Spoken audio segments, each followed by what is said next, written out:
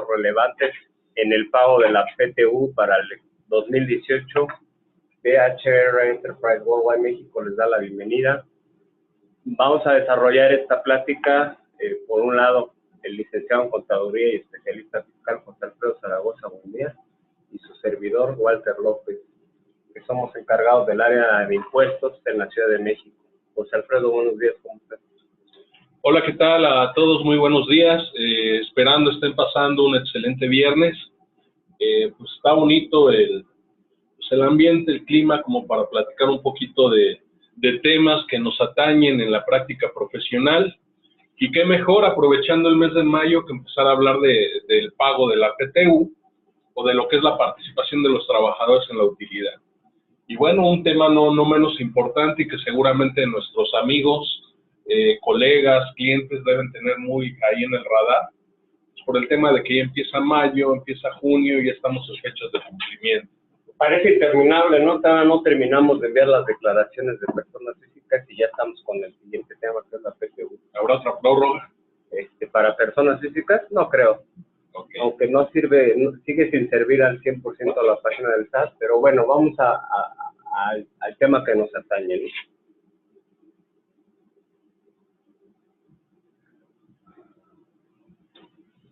¿Cuál va a ser el objetivo de nuestro curso? Pues sobre todo que conozcan e identifiquen todos los aspectos en lo general por la parte legal y por supuesto en la parte fiscal, quizá ahí sí un poco más a detalle, para todo lo que concierne a la determinación y pago de la PTU. Esto aplicable tanto para las empresas y para sus trabajadores, que como que se queda un poquito corto, ¿no? Tal vez no es tan amplio el concepto. Yo te diría que no únicamente se refiere como tal a las empresas, ¿no? De entrada yo te diría que estaríamos hablando de todas aquellas entidades o entes que tengan trabajadores a su servicio y que tengan ingresos objeto de la ley de impuestos. Bueno, más bien no es así, ¿no? Más bien es empresa desde el punto de vista empresarial, no desde el punto de vista fiscal. Ok. O si lo quieres ver así, de los patrones, ¿no? ¿Qué es el temario que vamos a acotar, amigo? Bueno, vamos a hablar de 6 grandes rubros, vamos a aterrizar un poco sobre quiénes están obligados y no obligados al pago de la PTU, porque pareciera que todos están obligados, pero no es así. No en todos los casos, hay algunas excepciones. Y bueno, en términos generales, ¿cómo se determina la PTU? Posteriormente vamos a ver la parte legal, que se refiere a, bueno, cómo se... ahora sí que cómo se hace en la comisión mixta de la PTU dentro de las empresas y todo el aspecto laboral que se debe cumplir en este texto. Y bueno, ahora sí vamos a ver después casos prácticos de cómo se determina la PTU, tratamiento fiscal integral, y finalmente vamos a aterrizar en cómo se debe expedir el CFDI, particularmente para el pago de la PTU. Alzaron la mano por ahí algunas personas. Cuando alzan la mano significa que quieren que les demos la palabra. Yo no sé si eso es lo que quisieran dar a entender. Igual pueden interactuar o participar con nosotros vía chat o a través de la aplicación de preguntas, ¿no? Si fuera el caso. Sí, ahí tienen el chat o pregunta directa y ahí pueden hacernos llegar sus dudas, cuestionamientos, sugerencias, acotaciones o bien su experiencia personal sobre este tema. Bueno, que pareciera que ya es un tema muy digerido, pero siempre hay muchas dudas, ¿no? Sí. Vamos a empezar con el tema 1, obligados y no obligados al pago de la PTU. Bueno, yo te diría que en general todo el mundo está obligado, todo el mundo que sea patrón, independientemente de la forma jurídica que adopte, ya sea persona física, ya sea persona moral, en la medida que exista una relación laboral, está obligado al pago de la PTU, y no porque lo diga alguna ley fiscal o la ley laboral, sino que eso está incluido desde la Constitución Política de los Estados Unidos Mexicanos, en el artículo 123. Ok. Y bueno, aquí vemos algunas situaciones que de entrada yo te decía, ya indistintamente si lo refiere la ley de la materia, que es la ley laboral, o en este caso la fiscal, que quizá la única relación que tendría es en cuanto a la base, que más adelante vamos a ver que no es tan real. Pues yo te diría que más allá de las empresas sí existen otro tipo de entes, otro tipo de, pues como tú bien lo comentabas, de sujetos que tienen como tal una relación laboral y que por ese simple hecho, pues estarían obligados a proporcionar el pago de utilidades a sus trabajadores.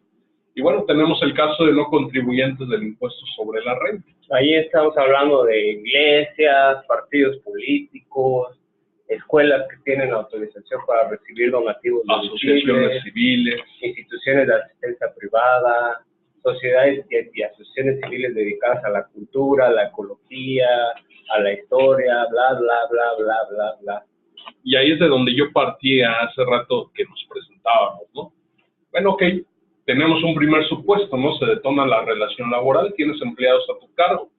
Sin embargo, pues al no ser contribuyentes del impuesto sobre la renta, pues partiríamos del hecho o de la base de que simplemente no tienen renta gravable para efectos del pago de la PTU. Entonces son dos supuestos para ser pagador de PTU. Número uno, ser patrón. Y número dos, tener base de impuesto sobre la renta.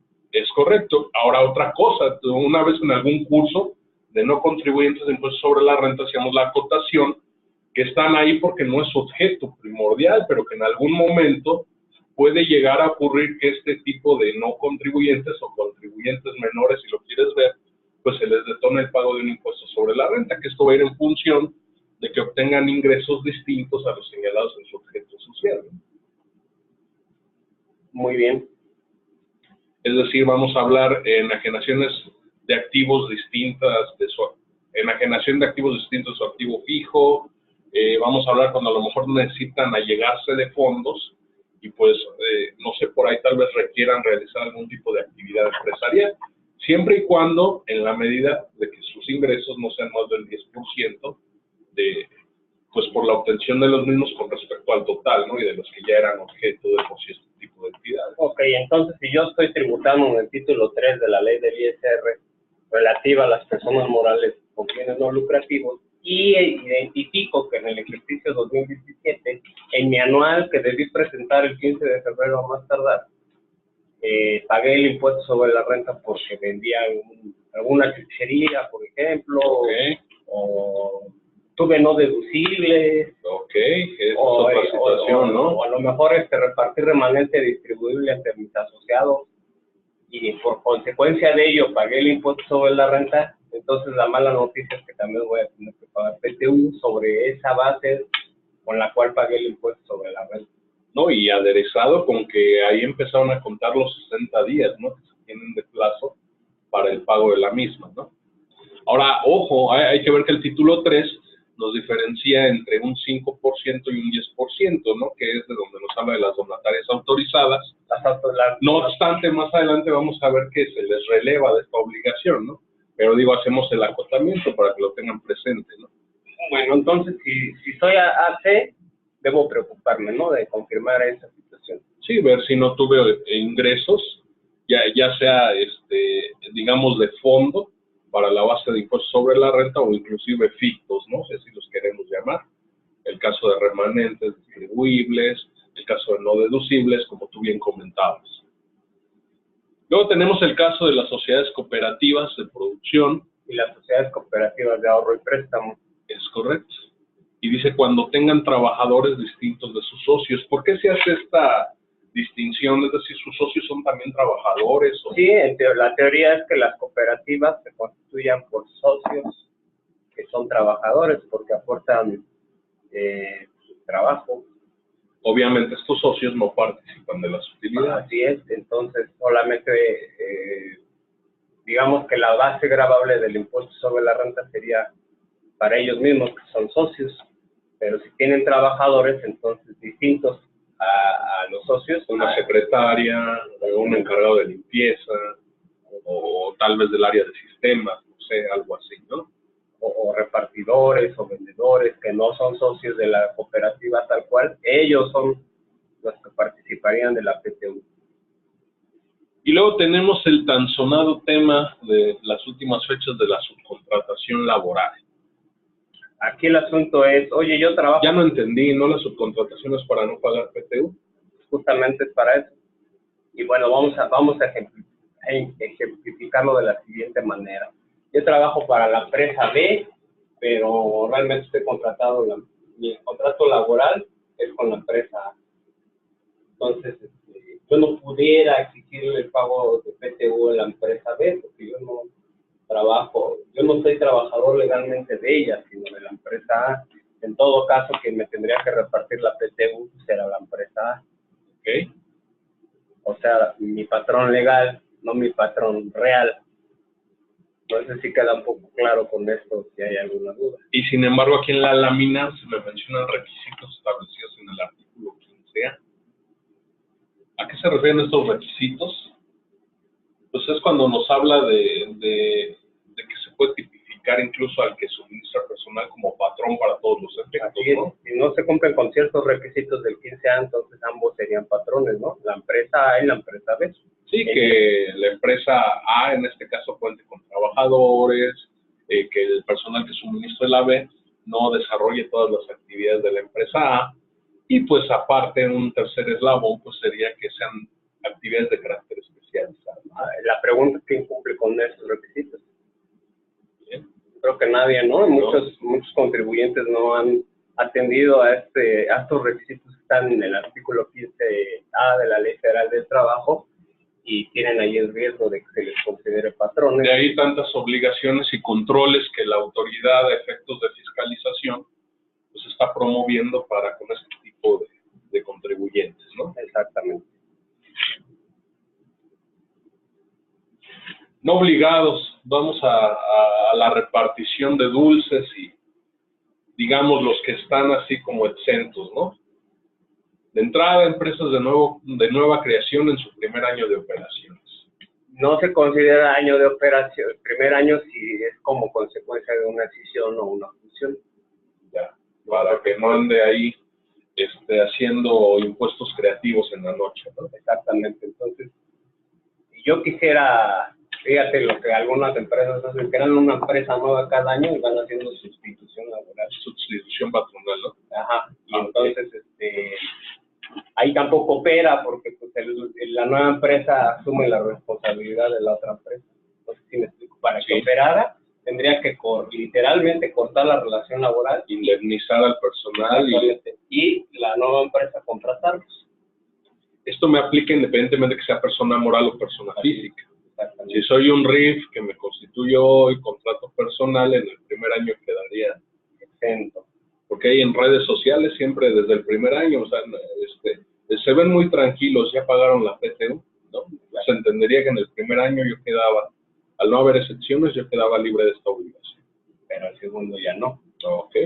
¿Regular o irregular?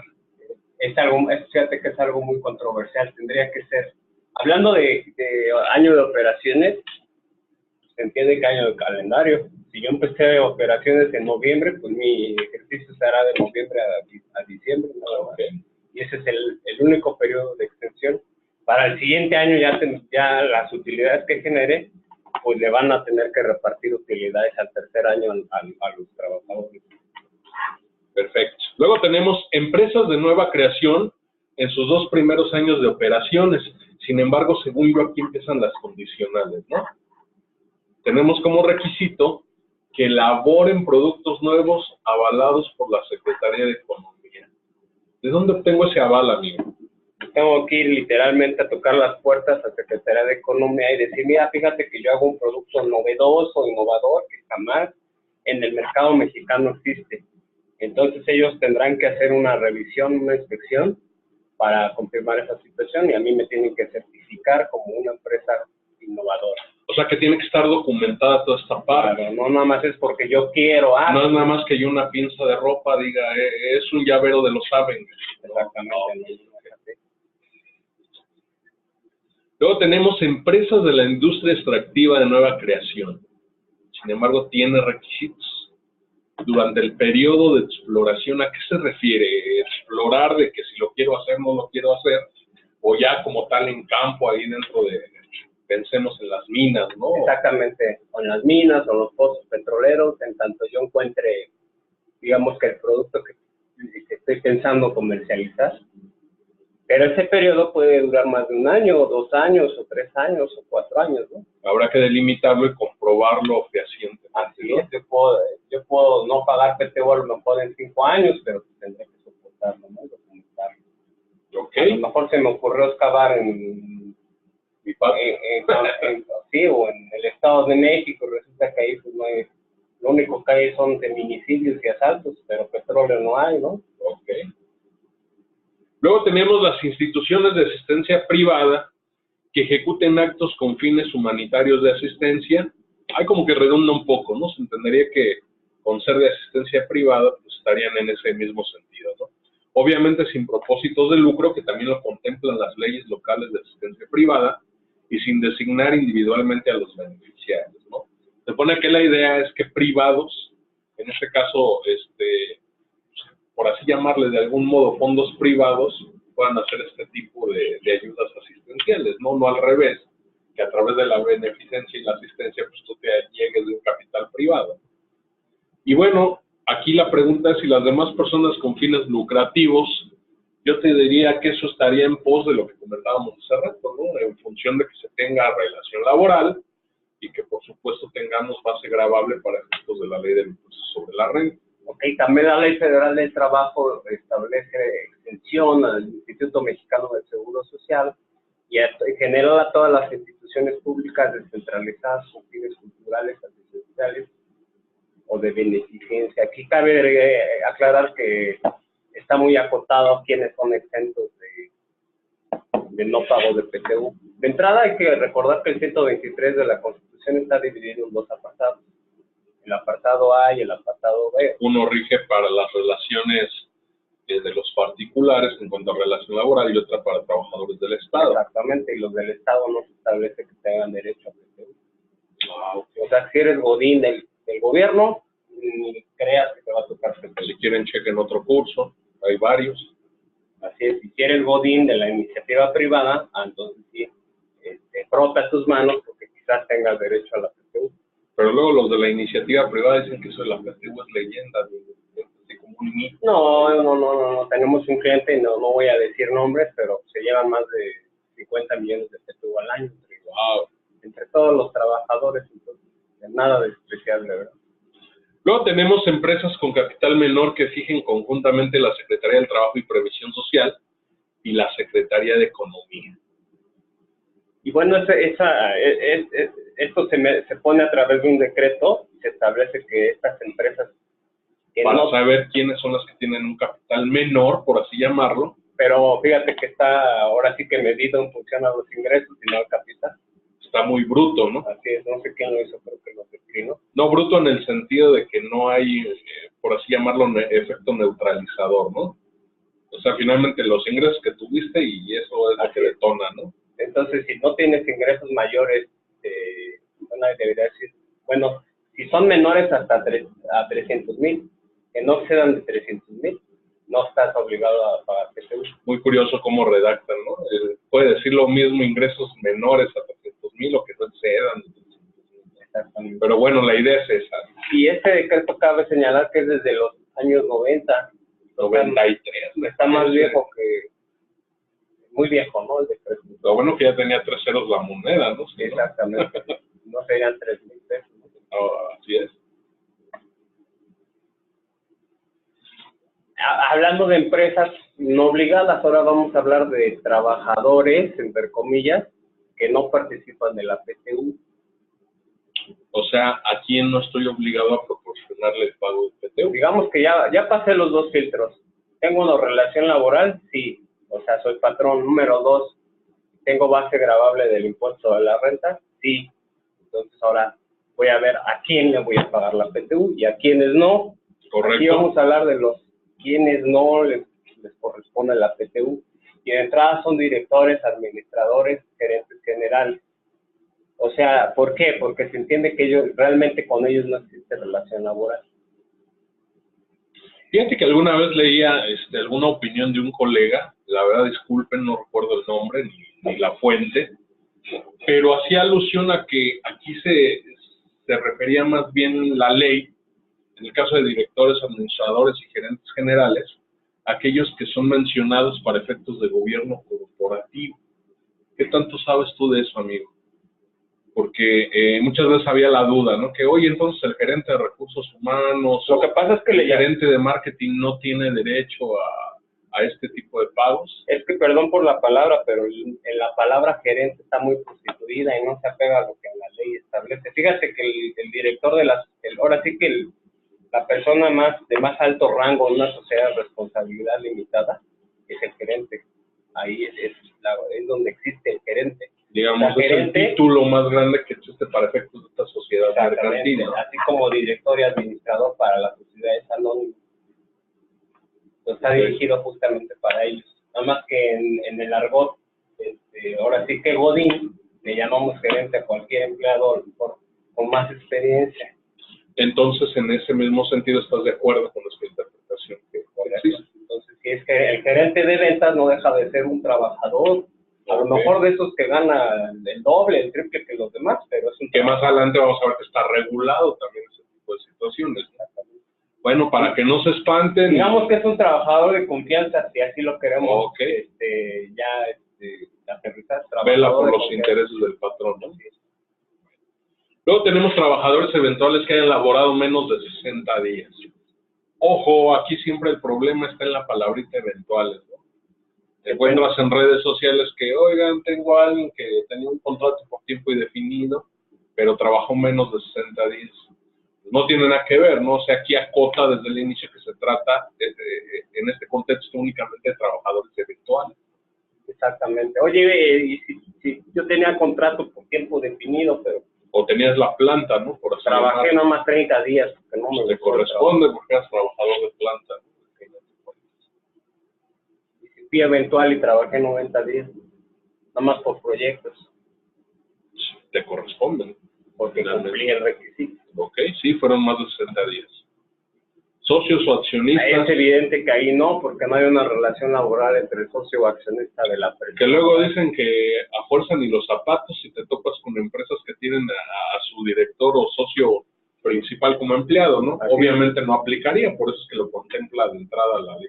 Sí, hay empresas donde el director es el accionista, el empleado del mes, la recepcionista. Son accionistas luchones, ¿no? Exactamente, entonces hasta PTU si quieren pagar, lo cual es ilegal, ¿no? Se puede hacer, pero es ilegal, no carece de ningún efecto legal. Aquí ya de entrada también es un problemita para efectos de seguridad social, porque si se tiene esta figura de que está registrado en el Seguro Social, pues finalmente estamos hablando de alguien que no era objeto del régimen obligatorio de la ley del Seguro Social. Tenemos trabajadores domésticos, quiero partir de la idea de que pues no es una empresa, ¿no? Exactamente, no hay, digamos, una fuente generadora de ingresos.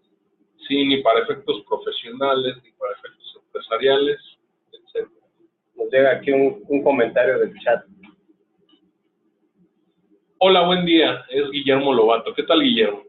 Solo para confirmar si hay trabajadores de contrato por tiempo indeterminado, no importa que hayan laborado 10 días, si son partícipes en la PTU. Si estamos hablando de contrato por tiempo indeterminado, estimado Guillermo, es correcta tu apreciación. Así hayan trabajado 10 días, tendremos que participarles de la PTU. Esperamos haber aclarado tu duda. Y bueno, los profesionales independientes que no tengan relación laboral, o sea, aquellas personas que prestan servicios profesionales, digamos los famosísimos honorarios, ¿no? Profesionales, ellos no tienen derecho a la PTU. Como que voy a trabajar a algún lado, aunque no estoy trabajando, y emito un recibo de honorarios, me retienen IVA, me retienen impuestos sobre la renta, pues es obvio que aunque sea simulada, pues no existe una relación laboral, ¿no? La misma situación serían los asimulados de salarios. Eso es lo que te iba a decir, que muchas de las veces los patrones le dicen a los trabajadores, te voy a pagar por asimilado, ¿eh? Y ya con eso creen que se libran de todas las obligaciones laborales, incluyendo la PTU. No sé qué comentarios tengas al respecto. Pues muchas veces quienes recurren a este tipo de prácticas para incentivar al asimulado, lo que hacen es darle un bono en el mes de mayo, ¿no? Ya está tu bonito, ya no me vengas a exigir la PTU. Ya más allá de que si esté bien o esté mal, o todas las leyes o instituciones de seguridad social que se evaden, pues yo diría de entrada le estás poniendo alfombra al Seguro Social para que vaya a ver qué pasó ahí en el mes de mayo, ¿no? Así es, y fíjate que en el mes de diciembre hay algunos despachos de esos Big Four que lo que hacen es no pagarle nunca a sus trabajadores la PTU. Pero en diciembre eso sí, su bono de PTU, ¿no?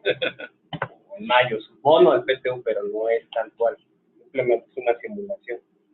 Hay otra pregunta en el chat. Dice Rosa María Pérez. Hola, Rosa. No entendimos el ejemplo del empleado de los 10 días que comento.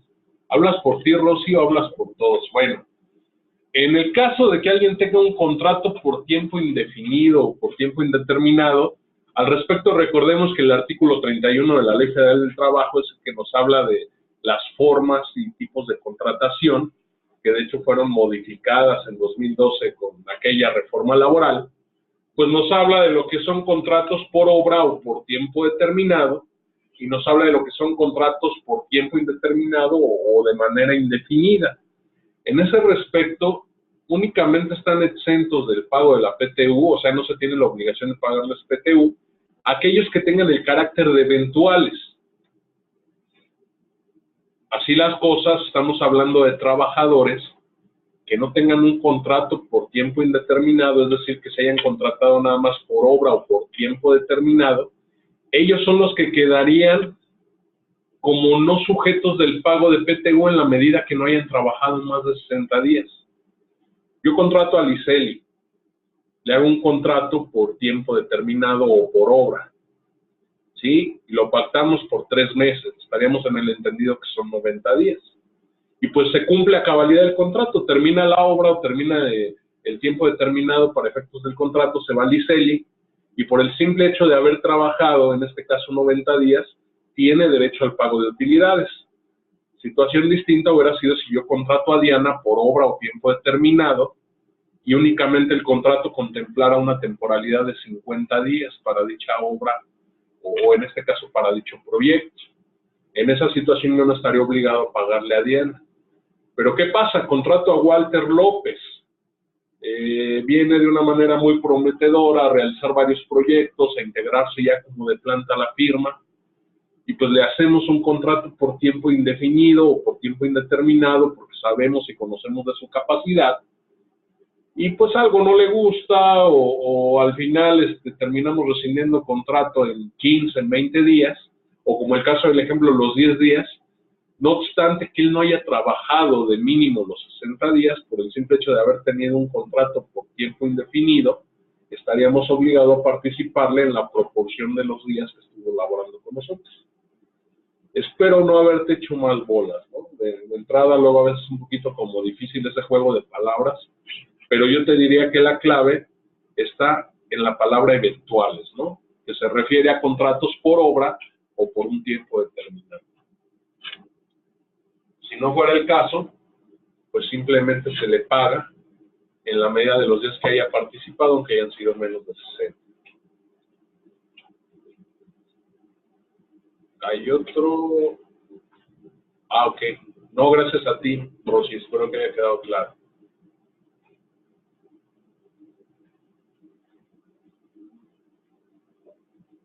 Y bueno, entonces en general estas son las personas morales, no, bueno, más bien las personas que no participan de la PTU. Oye, entonces eso significa que si yo entrara a trabajar con un patrón, aunque sea menos de en diciembre, pero ya tengo mi contrato por tiempo definido, entonces en este mayo del 2018 quizás tenga derecho a una Así es. Es correcto. Si trabajé un día, pues también, ¿no? Si es por tiempo indefinido, también. O sea, no tienes la característica de ser un trabajador eventual. Eso causa mucha confusión. Oye, soy eventual en diciembre y en enero. 30 días en diciembre y 30 días en enero. O 31 y 31, ¿no? Bueno, o sea, por 31 y 31 me toca la PTU, ¿no? Pues ya serían 62 días, entendería que sí. Pero ya son años distintos, ¿no? Tienes razón, refiriéndonos al año calendario. Pero a lo mejor otra vez en diciembre me vuelven a contratar. Yo sí me explico, cuando trabajé en enero y luego en diciembre, entonces sí tengo derecho. O inclusive ahora con la reforma laboral, ¿no? Ese asunto de los contratos por temporada, ¿no? Que únicamente se ve interrumpida, pero no coartada la relación laboral, que por cierto casi nadie maneja, ¿no? Porque están muy ambiguos ese tipo de contratos. Pero bueno. Vamos a continuar. Ahora sí vamos a hablar de cómo se determina la PTU. Ok. Bueno, en términos generales, hablando de personas morales, en su declaración anual, digo, yo sé que aquí está muy simple, pero lo que se toma es, en función de la utilidad contable, ahora sí que se concilian partidas fiscales y contables, y bueno, el resultado es ¿no? Yo voy a partir de mis ingresos acumulables para efectos del impuesto sobre la renta, y le voy a restar dos conceptos. Por un lado, las deducciones autorizadas que la propia ley me otorgue como patrón, independientemente del régimen donde yo me encuentre tributando, y en su caso le voy a poder ahora sí que voy a poder disminuir de los ingresos también la previsión social que yo no pude hacer deducible para efectos del impuesto sobre la renta. Y fíjate que mi base, digamos que no es igual a la con la cual yo pagué el impuesto sobre la renta, pero es muy parecido. Aunque pareciera que la Ley Federal del Trabajo y la Constitución refieren que es exactamente la renta gravable para efectos del impuesto sobre la renta. En la realidad es que no es así. Hay que hacer una pequeña conciliación, ¿no? Y bueno, luego tenemos un porcentaje del 10%, ¿ese de dónde sale? Pues es la que aprueba la Comisión Nacional de la Participación para los Trabajadores en la Utilidad, y que si no me corriges, pues ya también tiene varios años ahí estancada, ¿no? En ese por ciento, ¿no? Así es, y bueno, donde parece ser que esa comisión nunca trabaja, ¿no? Luego aquí tenemos una adición que es la PTU no pagada. Quiero entender que se refiere a la que no fue cobrada de ejercicios anteriores. Digamos que esa PTU pues se determina para toda la vida, se convierte en PTU.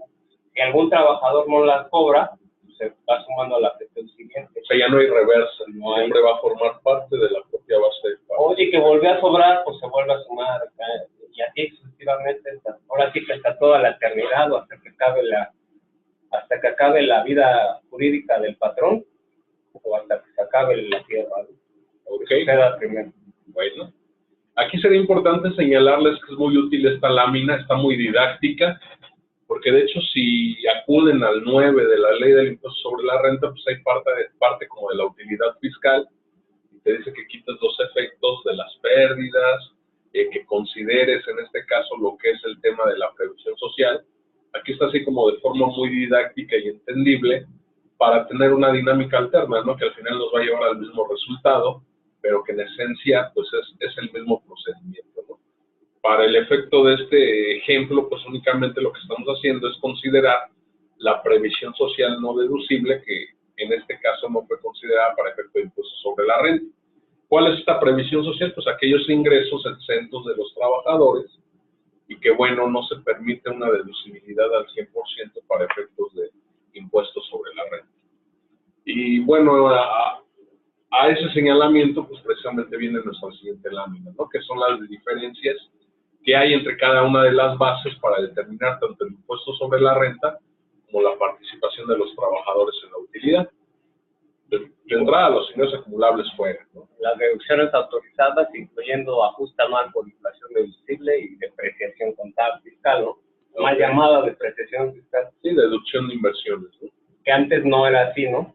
Sí, antes había que hacer una conciliación entre lo que era la depreciación contable para efectos financieros y la deducción de inversiones para efectos fiscales. La PTU pagada del ejercicio, que para efectos del ISR sí se disminuye de los ingresos, sin embargo, para la determinación de la PTU no juega, ¿no? Como, sí, sería absurdo, ¿no? Exactamente, como dicen por ahí, perro no come perro, ¿no? Sí, imagínate que tengo una base grande de PTU y se la disminuye para el siguiente reparto, pues van a decir los trabajadores, no me ayudes, compadre, ¿no? Así es. Y fíjate, las pérdidas fiscales pendientes de disminuir se restan de la utilidad fiscal para efectos del ISR, pero en la PTU no juegan las pérdidas. ¿Qué es lo que me dice esto? Que si obtuve pérdidas fue por culpa mía como empresario, por mi incapacidad o desconocimiento, ¿no? Por no administrarme bien. Pero si obtengo utilidades, no solo fue por mi sapiencia, fue también por el esfuerzo de los trabajadores, es lo que quiero entender, ¿no? Y bueno, entonces, pero eso fíjate que está desde la propia Constitución, ¿no? Las pérdidas fiscales no nos podemos hacer participar de las pérdidas, ¿no? Y la previsión social no deducible, lamentablemente, desde el 2014, en la ley del impuesto sobre la renta existe una limitante de poder deducir al 100% de los ingresos exentos para los trabajadores. Yo solo podré deducir o el 53 o el 47%. Digamos que fue el costo de deshacernos del yeso, ¿no? Limitarnos más la deducibilidad en materia de impuestos sobre la renta. Y bueno, entonces, esta parte será no deducible, pero para efectos de la PTU, digamos que esta parte sí es deducible. Ok. Ah, mira qué interesante, tenemos la deducción inmediata. Dice que juega para ambos casos. Exactamente. Antes no se podía, pero si yo apliqué deducción inmediata en 2017, ¿qué crees? Sí puedo. ¿Te refieres a la deducción inmediata que existe hasta 2013? Te voy a dar un mal tip. Si yo no he presentado la declaración anual del ISR y la quiero hacer ahorita, puedo aplicar deducción inmediata. Con eso bajo la base del ISR y de la PTU. Te olvidas de andar pensando sandeces, de comprar facturas. Exactamente. Ojo, si yo presenté pudiendo aplicar la deducción inmediata, no la apliqué, sino apliqué la deducción normal, ya no puedo meter complementaria y cambiar la deducción inmediata. No puedo cambiar de opción. Entonces, no se nos ocurra querer hacer esas planeaciones que estarán mal hechas. Patito. Así es, para eso nos debieron preguntar a ti y a mí antes. Bueno, pues ya no lo hicieron, será para el otro año. Luego tenemos pérdidas cambiarias sufridas antes de 2013. ¿Por qué antes, amigo? Porque fíjate que a estas se podían disminuir en partes proporcionales. Entonces, si me quedó pérdidas cambiarias que yo partí en 4 partes, todavía hasta el 2017 puedo disminuir esa cuarta parte pendiente. Okay. Esta es la última vez donde vamos a hablar de esto. Esto para efecto de impuestos sobre la renta no juega, únicamente para la PT. Exactamente. Y bueno, me parece que aquí queda esquematizado, amigo, la situación que comentabas de la PTU, ¿no? Cuando no es cobrada. En este caso, nosotros determinamos, vamos a llamarle, si así quieres, provisión cuando hacemos nuestra declaración de renta. De hecho, debemos manifestarlo a nivel de los datos informativos de la declaración anual. Pues elabora todo el proyecto de reparto de utilidades que ahorita en un siguiente capítulo vamos a revisar, ¿no? Y en algún momento, pues hay trabajadores que no acceden a su derecho de venir y cobrar su PTU. Entonces, ¿qué es lo que haces en este caso? Describe el derecho de cobro de la PTU y pues se adiciona a la PTU que estás calculando. Sí, pero fíjate que en la práctica se está haciendo mal. Cuando tú repartes la PTU y avisas a tus trabajadores, esto es en mayo del año que tú quieras, que tú uses tu mano. Entonces, a partir de ese momento, el trabajador cuenta con un año más para poder cobrarla. Transcurrido el plazo de un año, digamos que prescribe su derecho a cobrar la PTU. Entonces, ese es el momento en el cual, ahora sí esa PTU se convierte como parte de la PTU de todos los demás. Vayamos al 2017, mayo del 2017. Repartí la PTU y hubo quien no cobró. ¿Hasta qué fecha tienen para cobrar la PTU? De mayo del 2017, que corresponde al 2016. Yo pensaría mayo de 2018. Así es. Entonces, hasta el día de hoy todavía se puede cobrar la PTU del 2017. Si yo ya la incluí en mi proyecto, está mal, ¿no? Claro, porque entonces se está quedando desfasado un mes, ¿no? Exactamente. Entonces tendrías que esperar otro año más para incluir. Se quedaría como una reserva, ¿no? Por así llamarlo. Exactamente. Entonces, faltaría un cachito más para poderla incluir ahora sí. Pero bueno, muy pocos lo hacen. Nada más sí, que, muchos ya lo incluyen en proyectos desde el mes de marzo. ¿No? Exactamente, y lo cual es ilegal, ¿no? Completamente ilegal. No ha prescrito el derecho del trabajador. Y de hecho, ¿qué ha pasado? En la práctica me ha tocado que trabajadores llegan en mi PTU, no, que ya la sumamos a la PTU de los demás. ¿Qué haces aquí? Vine por mi PTU del año pasado. Con el globito y todas las cosas.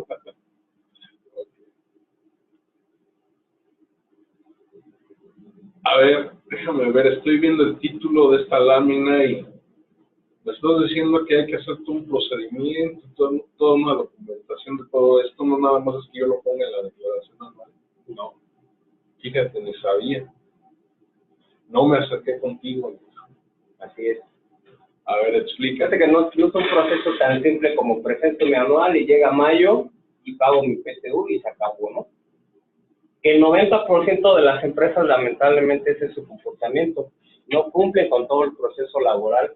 Oye, es que a mí me da cosa enseñarle mi información confidencial a los empleados, ¿no? Ni el contador la entiende, menos tú crees que la va a entender los trabajadores. Ellos nada más ven que llevo en camioneta nueva. Así es que todos los años estreno coche. Que le dije, perdimos, ¿no? Ahí es cuando nos suena, ¿no? Ok. Y fíjate que aprovechando el comentario, en el mundo solo hay 2 países en el mundo que pagan PTU, entonces a los extranjeros de pronto les hace mucho ruido esto de que es la PTU, ¿no? Y lo consideran como un impuesto. Es una carga, ¿no? Una carga al día, sí. Y bueno, entonces, ¿qué es lo que se tiene que hacer? Pues ya una vez que el patrón presenta su declaración anual, ya sea que sea persona física o persona moral, a partir de ese momento empiezan a correr 60 días no naturales, para que yo efectúe el pago de la PTU. O sea que no precisamente me tengo que ir hasta el 30 de mayo. Quizás hasta ya la debía haber pagado, porque a lo mejor adelanté la declaración. El 1 de marzo, ¿no? Así es. Y bueno, entonces una vez que está presentada, el patrón debe entregar copia de la declaración anual dentro de los 10 días siguientes a los trabajadores. ¿Para qué? Para que estos tengan la posibilidad de revisarla y en su caso efectuar observaciones. Oye, si mis trabajadores van con el SAT, eso también me da miedo. No necesariamente es con eso. Fíjate que no es así el procedimiento. Hay una procuraduría. La Profedet, ¿no? Exactamente, Procuraduría Federal de los Trabajadores, ¿no? Entonces ellos pudieran, digamos que los trabajadores que sí son muy inteligentes y muy bien organizados, ellos no van a saber. Pero acuérdate que en este mundo la solución a todo no es saber, sino tener a los amigos que sí saben. Entonces ellos pueden asesorarse con algún fiscalista que sepa, porque también hay muchos que no saben. Y muchos coyotes, ¿no? Así es, y que les puedan revisar la declaración anual que les presentó el trabajador. Entonces, en este plazo de revisión, se pueden inconformar ante esta Procuraduría Federal de los Trabajadores. Y bueno, viene un proceso ahora sí que de revisión, ya ahora sí, en una mesa entre las autoridades hacendarias y autoridades laborales, los trabajadores y el patrón. A ver, entonces déjame ver si entendí. Posterior a la presentación de mi declaración anual, cuento con 10 días para otorgarle copia a mis trabajadores. Muy bien. Ellos cuentan con 30 para realizar sus revisiones y tienen 60 más o adicionales para inconformarse. Exactamente. Bueno, más bien 60 días para inconformarse. A partir desde que se computan los 30. Y nada más así a cada uno le doy copia o no, hay que hacer. No, más bien hay que poner una comisión mixta de la PTU. Acuérdate que en las empresas debe haber 5 comisiones mixtas, no sé si tú tienes en la tuya. Pues he oído hablar de una de seguridad de higiene. Una de capacitación. Una de, ¿cómo se llama este tema de los terremotos? Es la misma de seguridad y higiene. Sí, ¿no? Sí. Protección civil. ¿no? Protección civil y la de PTU. ¿Ya las tienes todas? No tengo trabajadores, amigos. Pues fíjate que si no tienes todas y te cae la autoridad laboral, te van a multar. Que bueno, ¿no quieres trabajar en mi empresa, amigo? No, mejor te asesoro, ¿no? Mira, fíjate, tienes que poner desde las flechitas y que tener el extintor y que ruta de salida, esa es parte de la comisión. Pero tengo oficina virtual. ¿Y tus trabajadores dónde están?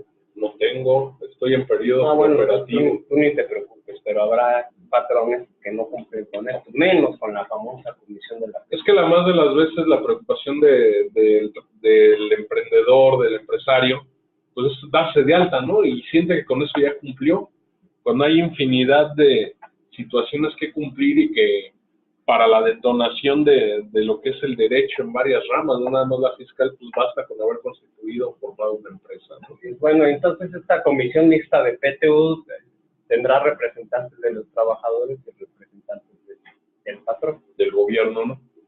No, aquí solamente intraempresa. Y bueno, entonces esta se debe instalar a los 10 días siguientes en que el patrón entregó la copia de la declaración a los trabajadores. ¿Te puedo decir a mi contador, encárgate del rebaño? Porque estaba leyendo en la lámina que dice que trabajadores de confianza no podrán representar a los trabajadores. Pero a los trabajadores, pero para el patrón sí. Entonces sí puede ser mi representante, el contador. El contador, el auditor externo, si quieres. No solo ideal, pero o un tercero, un asesor tercero. En VHR también se les puede apoyar con esta parte, obviamente, de conformar la comisión mixta para PTU y representar inclusive para dichos efectos. Le van a decir muchos, oye, pero ¿eso para qué sirve? Pues justamente para que el día de mañana no estén reclamando la PTU. Oye, es que el patrón ni siquiera puso la comisión, justamente para evitarte multas, para evitarte revisiones de tus contratos. O sea, que ya me digan que el procedimiento estuvo viciado, ¿no? Exactamente. Ya no pueden decir, es que están declarando menos. ¿Cómo que declaramos menos? Tan pedimos la copia, tan pusimos la comisión mixta de PTU. Oye, estrenaste coche. Sí, pero te di la copia de la... Sí, pero adquirimos ciertos activos que deducción inmediata y tan. Es como una situación conciliadora, quiero entender. Exactamente, entonces más vale hacerlo que no hacerlo.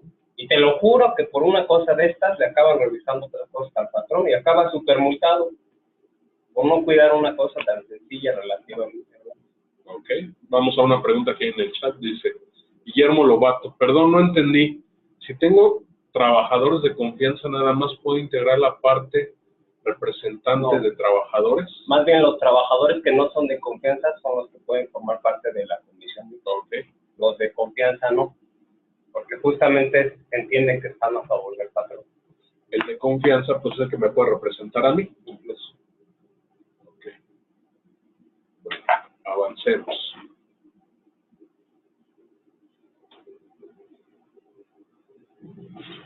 Determinación de la PTU. Supongo que ya lo vamos a ver un tanto cuanto más práctico, ¿no? Exactamente. Entonces, una vez que ya declaré, ya declaré ahora sí que mi impuesto sobre la renta que debí declarar a más tardar el 2 de abril.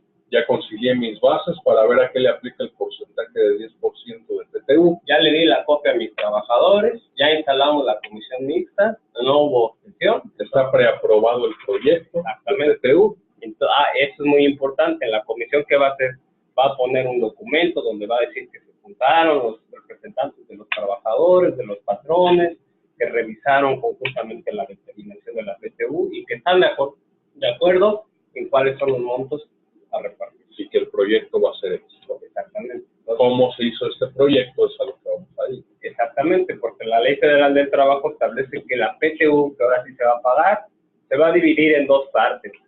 El 50% se va a repartir en función a los salarios devengados de todos los trabajadores y el otro 50% se va a repartir en función de los días que efectivamente fueron trabajados. Ya cuando tú me hablas de proporción, empiezo a pensar en factores o porcentajes. Exactamente, ¿no? De hecho, sí. Y estos van a estar en función tanto del salario que percibe cada uno de mis trabajadores, como de los días que efectivamente trabajan. Suena sencillo.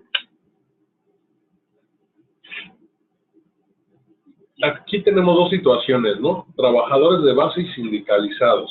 ¿Qué salario es el que debe considerarse para efecto de estas dos mitades, por así llamarlo, ¿no? Digamos que su salario nominal, lo que ganan a nivel diario. No integrado, no el de para efectos indemnizatorios, no el base de cotización ni el base de aportación, sino únicamente mi salario cuota diaria. Exactamente. Y los de confianza, digamos que están topados. ¿Por qué? Si son tan buenos amigos. Pues a ver, están topados, porque si no sería disparejo, ¿no? Desproporcional el cálculo. En este caso ellos están topados a un 20% más con respecto al trabajador sindicalizado, o no habiendo sindicalizado aquel que ostente, digamos, el salario más alto, ¿no? Así, vamos a suponer que uno de confianza gana 1,000 pesos a nivel diario, y uno que no es de confianza, a lo mejor el que más gana son 300 pesos. Okay. Entonces el de confianza va a percibir 300 pesos más el 20%, que serían creo que 60 pesos. Entonces el salario que se va a considerar para la PTU, para esta división, va a ser 360 y no 1,000 pesos. Perfecto. Llega otra pregunta a nuestro chat. Nos pregunta Guillermo Lobato, si tengo puros trabajadores de confianza, ¿qué salario tope considero? Trabajadores de confianza, bueno, debe haber rangos, ¿no? No creo que todos sean gerentes, no creo que todos sean contadores. Tal vez partiríamos del trabajador que tenga menos, pues por así llamarlo, que esté en el nivel más bajo del escalafón. No sé si lo queremos ver. Digo, no me suena descabellado, no estamos en épocas donde a lo mejor mi centro de trabajo puede ser en un área de telemercadeo, puede ser diseñadores que estén ahí con temas de la web, de redes sociales, no lo sé, pero sí tendríamos que considerar al menos el escalafón, ¿no? Que nos habla en este caso de trabajadores sindicalizados y no habiéndolos, pues aquellos que no sean de confianza, que perciban el salario más alto. Puede ser un promedio, fíjate que no lo contempla como tal la Ley Federal del Trabajo, ¿eh? Yo creo que tendremos que atender en este caso al organigrama del día, sí, ¿no? y yo creo que en este caso va a operar finalmente los salarios. No hay con qué comparar, entonces. No hay un tema de comparación, ¿no? Va a tener que ser su salario nominal.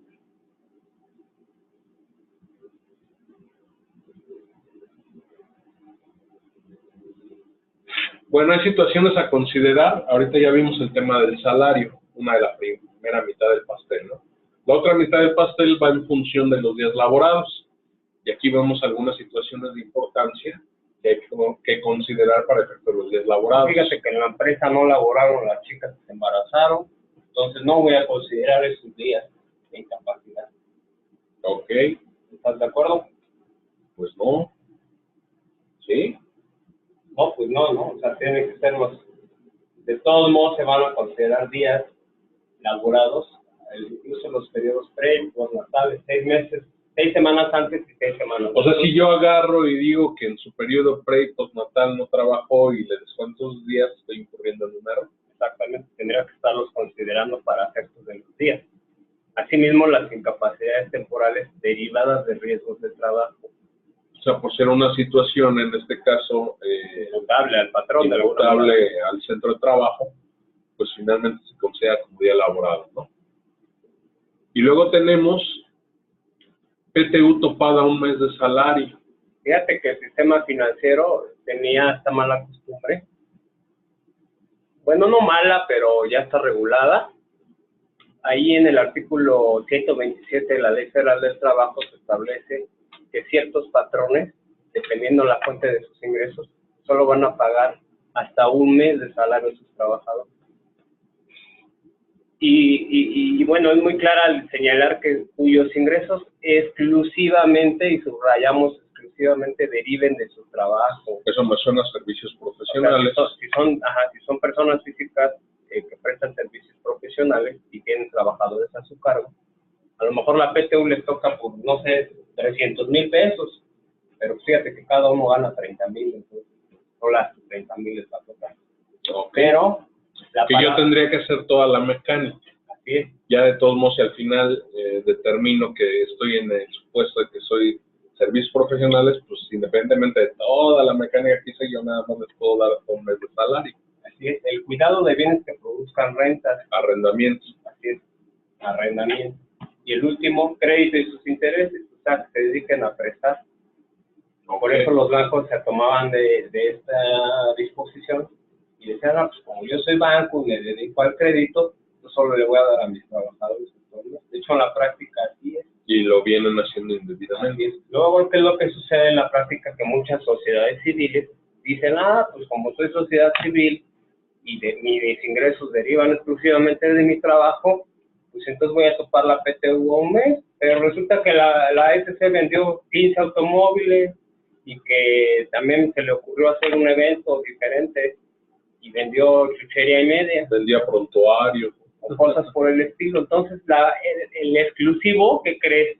Que hay una jurisprudencia desde el 2013 que emite la Suprema Corte de Justicia de la Nación, donde se establece que solamente le aplica a las empresas que exclusivamente, 100%, sus ingresos son del trabajo.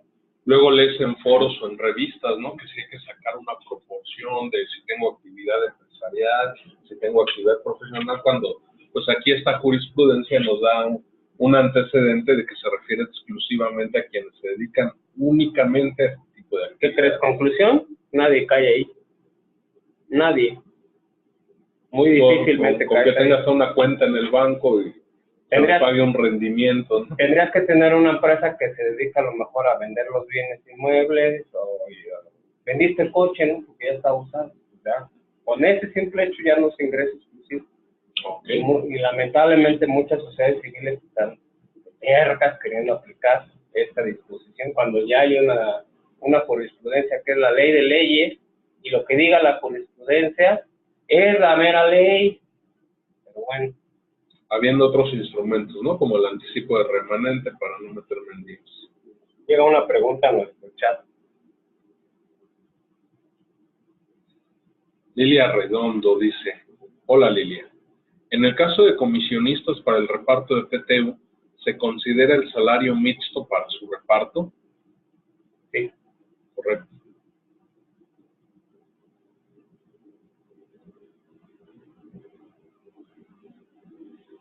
Y bueno, pues vamos a partir el pastel para empezar, ¿no? Vamos a tomar el cuchillo, tomamos nuestra base gravable para determinar cuál es la PTU causada, le adicionamos para efectos del ejemplo 55,000 de PTU no pagada de ejercicios anteriores, y la PTU 2017 que voy a pagar en 2018 asciende a 307,000 pesos. Y ahora sí viene donde doy el sablazo con el cuchillo, ¿no? Así tipo bronco. 2 partes. Correcto. Es decir, el 50% será para repartir en función de los salarios y el otro 50% para repartir en función de los bienes. Bien. Y aquí tenemos, digo, sobraba poner los nombres, es un ejemplo al final del día ficticio, pero sí tenemos la característica de cada trabajador, ¿no? Del trabajador 1 al 3 estamos hablando de trabajadores con contrato por tiempo indeterminado. Estamos hablando en el 4 de alguien que puede ser esta misma situación, pero ya hablamos de personal de confianza. Hablamos del trabajador 5 que tiene un contrato por tiempo u obra determinada, es decir, de carácter eventual, y uno de planta que fue despedido, ¿no? En este caso, pues se consideran los días laborados de cada uno. Entiendo yo que fue año bisiesto para efectos del ejemplo. Hay uno de planta que únicamente trabajó 345 días, que es el trabajador 3. Uno de confianza que trabajó el año completo. Un eventual que pagó 75. Aquí la pregunta sería, oye, estaba contratado por tiempo y obra determinado. Bueno, trabajó más de 60 días, pues en este caso a este trabajador que es el 5 le correspondería pago de PTU. Misma situación con el de planta que fue despedido. Ahí es donde viene la confusión, ¿no? Oye, pero no trabajó 60 días, no, pero era trabajador por de tiempo indeterminado. Y bueno, finalmente todos ellos van a jugar para efectos de la PTU.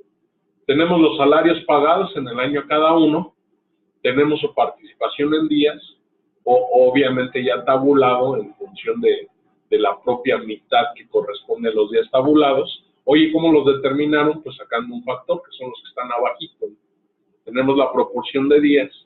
La PTU por días está dividida entre el total de días laborados y la PTU por salarios, es decir, la sumatoria de los salarios de cada uno de los trabajadores, pues dividida entre el universo de salarios, ¿no? Y con ello llegamos a la proporción. Al final, el total, la suma de ambos nos tiene que dar los 307,000 que se tenían de origen. Ahí ya con más calma ustedes podrán revisar la lámina. Y bueno, ¿qué pasa si no cumplo, amigo? Multa. Se modificaron este tema de las multas ahora con la reforma laboral, ¿no? Del año 2012. A mí en lo personal se me hace muy exorbitante esa de 5,000 salarios mínimos, ¿no? O sea, puede ir en función desde 250 salarios mínimos generales hasta 5,000. Ahora bien, sería importante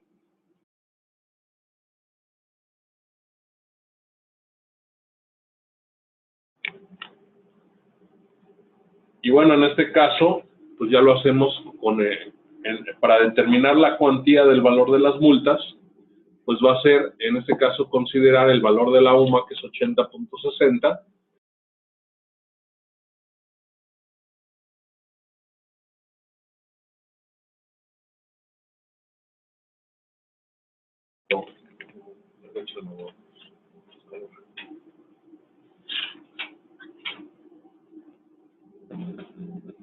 A continuación vamos con el tratamiento fiscal. Recuerden que pueden hacernos llegar sus dudas a través del chat o del módulo de preguntas que tienen ahí.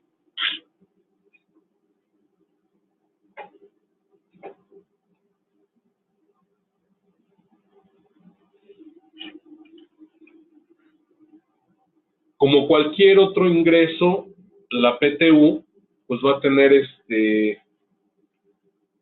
por así llamarlo, va a encuadrar o va a cuajar dentro de la ley del impuesto sobre la renta.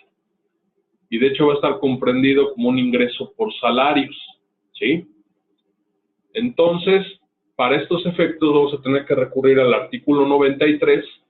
Recordemos que el tema de salarios para efectos de la ley del impuesto sobre la renta es un poco más amplio, ¿no? O sea, no solo nos habla de un salario cuota diaria, ni de todo lo que integra cada una de las situaciones previstas en el 84 de la Ley Federal del Trabajo y en el 89. Para el tema de ingresos por salarios, la ley del impuesto sobre la renta contempla inclusive el pago de la PTU como un ingreso por salario, ¿no? Digo, finalmente para no meterse en líos. Entonces, la PTU pagada para estos efectos tiene una exención de 15 días de UMA. Es decir, 80.60 por 15 nos va a dar un efecto de exención de 1,209 pesos. Y es la UMA vigente ahorita, ¿no? En 2018. Es correcto. Entonces, a partir de aquí, una vez que determinamos la PTU que va a ser objeto de gravamen por el impuesto sobre la renta, pues tenemos dos caminos.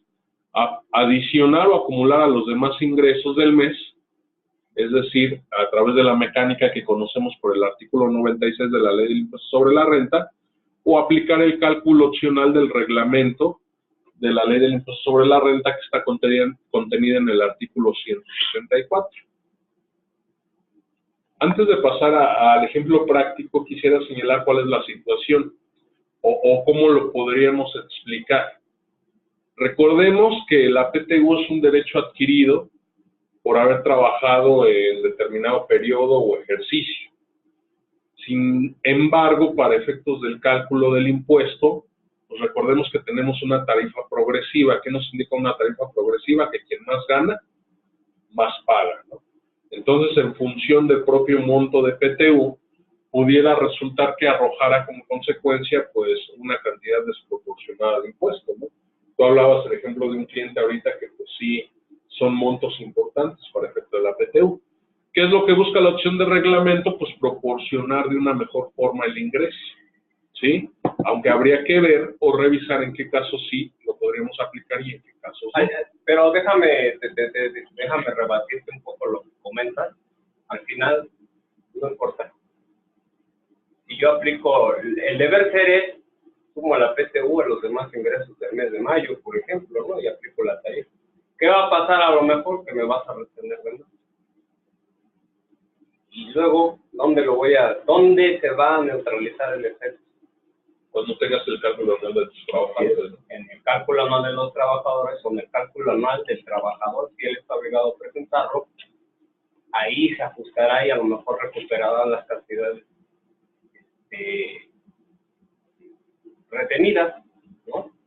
Sí, aquí el asunto es que al ser una mecánica que solo contempla, pues, mes de calendario, recordemos que las retenciones de impuestos sobre la renta son mensuales para efectos de salarios, a diferencia de una actividad empresarial o profesional que viene con una tarifa acumulativa, pues en algún momento si obtengo un bono o si tengo salarios variables o mixtos, pues ahí puede irse desproporcionando un poco, ¿no?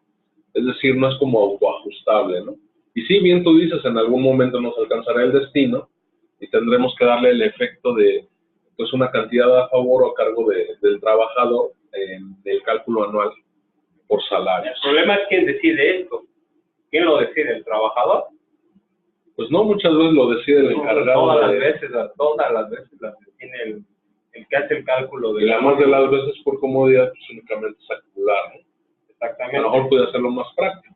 Ahora bien, fíjate, algo bien interesante del reglamento es que este cálculo opcional lo puedo aplicar a unos trabajadores, a unos no.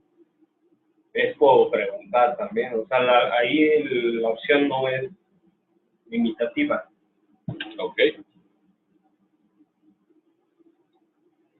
Y bueno, aquí tenemos un ejemplo de un trabajador. Hay una pregunta, permítanme, por favor, antes de que continuemos.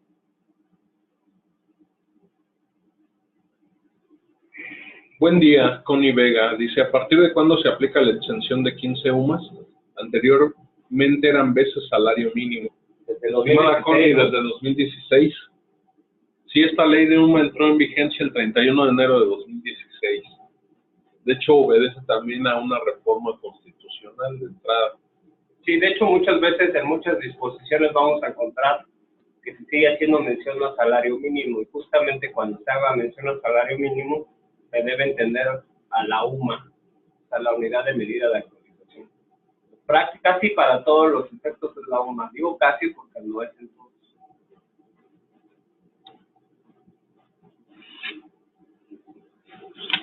¿Hay otra?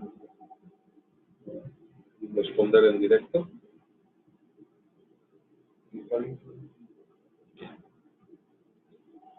Bueno, aquí tenemos el caso de un trabajador que en su reparto obtuvo 48,217.74. Entiéndase que ahí va sumada la parte de días y la parte de salario. Sí, ya es el total que percibió, ¿no? Con motivo del proyecto de reparto. De acuerdo al 93, fracciones 14 y 15, pues determinamos la parte exenta, que son 15 días de UMA, y cuantificado queda en 1,209. ¿Qué sería esto? Que la PTU grabado va a ser por una cantidad de 47,009 aproximadamente. Y bueno, finalmente al acumularlo con la mecánica general del artículo 96, pues habría que adicionar los ingresos que están contemplados o que se obtienen o se obtuvieron en el mes de mayo. Y ahí justamente pasa lo que tú dices, ¿no? Un trabajador que normalmente paga ISR sobre 9,300, si tú le aplicas la mecánica como está la ley, pues ahora va a tener que pagar sobre 56,000. Y bueno, el impuesto que se le va a retener pues va a ser considerablemente mayor al que pagan mensualmente. Y en este caso, pues tenemos que es un impuesto de 12,602.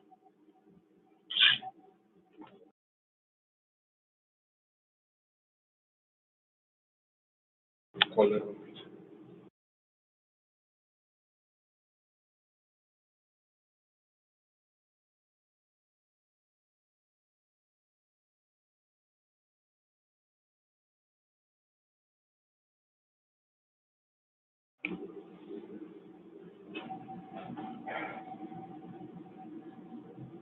Hay una pregunta.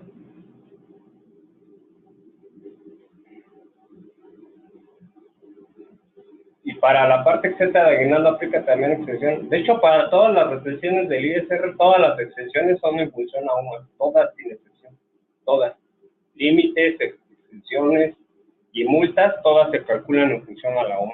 Podría resultar criticable, ¿no? Yo creo que ya en cualquier momento, en cada año, tan fácil que sería en un Word que agarraran y cambiar todas las referencias en las leyes de SMG a UMA, ¿no? Pero bueno, no se ha hecho y por eso la propia ley de UMA dice que todas las referencias entendidas al salario mínimo generales, que no se refiera a una situación en lo particular de la ley laboral, pues tendrán que darse por entendido que se refiere a UMA.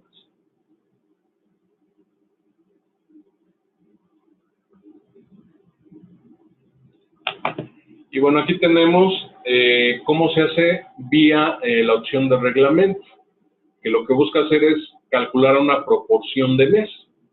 Se toma como base la PTU grabada, se divide entre el total de días del año y el resultado que nos arroje lo vamos a elevar a un promedio de días de días en el mes que contempla todo un año completo, ¿no? Que es 30.4. En pocas palabras, esos 47,000 que son anuales, los estoy llevando a ser mensuales.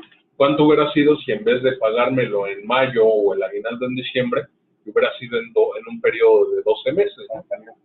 Y ya ahora a esta remuneración promedio mensual le considero los 9,300 habituales que percibo y hago toda la mecánica del artículo 96, ¿no? Si se fijan, me da un impuesto supuesto, porque no va a ser el definitivo, de 1,529.32. Luego vamos a otro paso, que es comparar impuestos. Este impuesto que acabo de determinar de la fracción 2 del 174. O sea, el impuesto que correspondería al salario mensual más la PTU mensual, le resto el impuesto del salario. Que corresponde al puro salario mensual. Que se fijan, ahorita nos dio 12,000. Se le venía reteniendo únicamente 800. Y la diferencia de impuestos es 729 pesos. Ya lo que hago, pues únicamente calculo la proporción, es decir, a los 729, que fue la diferencia de ambos impuestos, lo voy a dividir entre la remuneración mensualizada, que eran los 3.915.25, obtengo un cociente que se multiplica por 100 y se expresa en por ciento, y será, por llamarlo de algún modo, la tasa efectiva que le voy a aplicar, en este caso a la PTU grabada. A ver, en conclusión, entonces, la PTU le puedo retener el impuesto sobre la renta con función hasta tasa efectiva y sus 9,000 pesos en función a la tarifa. Sumo ambos impuestos y eso es lo que yo tendría que retenerle mensualmente. Así es.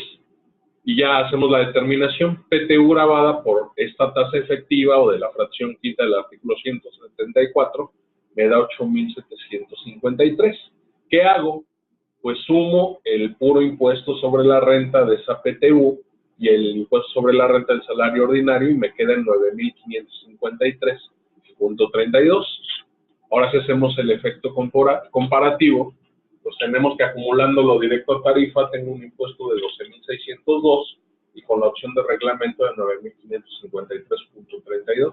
La pregunta que está ahí es difícil. ¿Cuándo es conveniente utilizar una u otra mecánica? Tendremos que tener muy bien proyectada o presupuestada la situación de los salarios. ¿Cuál es el asunto? Si yo le retengo normal, le voy a retener de más. Pero si le retengo con un reglamento, evidentemente le voy a pagar menos. Pero ¿cuándo va a resentir el trabajador el efecto? En el anual, en el ajuste anual. En diciembre a lo mejor no está obligado a presentar la declaración.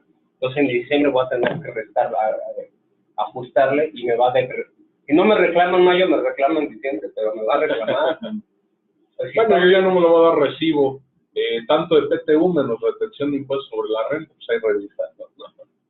Entonces es una cuestión, fíjate, viéndolo así es una cuestión sí de platicar, ¿no? Yo creo que no es conveniente hacer una ni otra, y no es consensuado. ¿Podría dejarlo patentado en el proyecto de la PTU? Si se va a hacer la mecánica general o a través de... Exactamente, para que después no haya reclamaciones, ¿no? De, oye, es que ahora en la anual tengo que pagar ISR, que porque seguramente me hiciste mal el cálculo. No, es que te hice una acción reglamentaria y te retuve menos por eso, para no afectarte en el mes de mayo.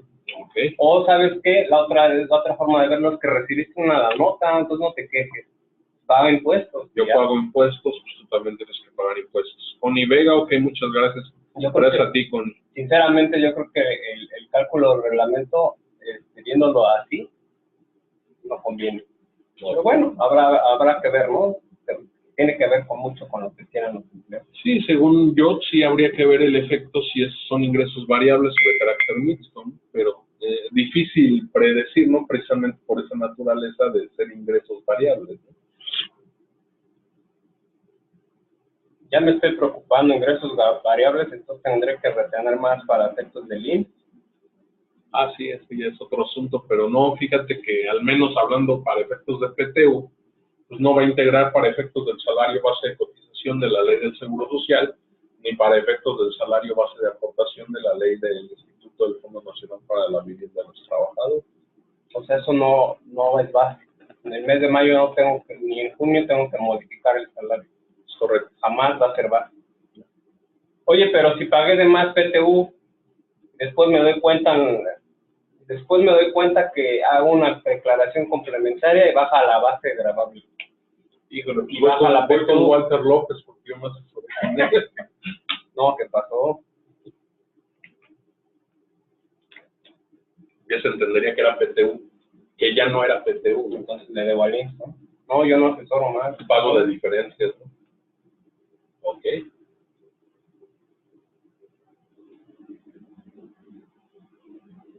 Luego tenemos otro tema que es el impuesto sobre nómina. Aquí tendremos que atender definitivamente a la ley de Hacienda local o al código financiero de cada... Hombre, esos del Estado de México son unos bárbaros. Aparte de que... Pensé que ibas a decir que eran unos genios. Además, aparte de que no quieren cambiar de partido político y se dedican al feminicidio y a los robos, también te cobran la PTU, no es posible. Así es. Todo mal en ese estado, ¿no? Sí, realmente al menos la muestra que tenemos aquí en nuestra lámina, pues quienes graban es el Estado de México y Quintana Roo. Vemos que en el caso de Puebla, pues está exento, Querétaro exento, Jalisco exento, Nuevo León exento, Veracruz exento, Coahuila también. Aquí le viene otra pregunta, ¿no? ¿Dónde trabajan físicamente mis trabajadores? ¿Dónde Un está error muy común, ¿no? ¿Dónde está la empresa y de dónde salen los pagos? ¿Dónde está el centro de trabajo? Oye, todos mis trabajos. La empresa está en la Ciudad de México, pero tengo regado en los 31 otras entidades federativas, trabajadores. ¿Dónde reporto el impuesto sobre nómina? Ok.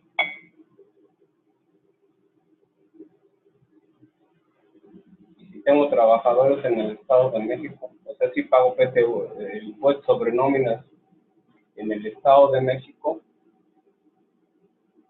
o en Quintana Roo. Pues ahí sí va a formar parte de la base para efectos del impuesto a las nóminas locales, ¿no?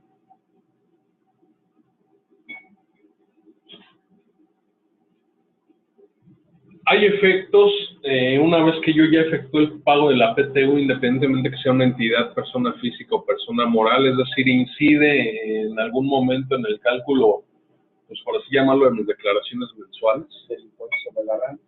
Sí. Y bueno, si soy persona moral del régimen general, puedo ir disminuyendo la octava parte de la PTU a partir del mes de mayo. La PTU que pague en mayo la divido entre 8 y esa es la parte que yo podré disminuir de la utilidad fiscal en el pago provisional de mayo. Entendiendo esto como un estímulo fiscal, ¿eh? Exactamente, y en junio pues las 2 octavas partes, y en julio las 3 octavas partes, y así sucesivamente hasta diciembre, de tal manera que se vea proporcional el pago del impuesto. Luego tenemos aquí, permítanme, hay otra pregunta.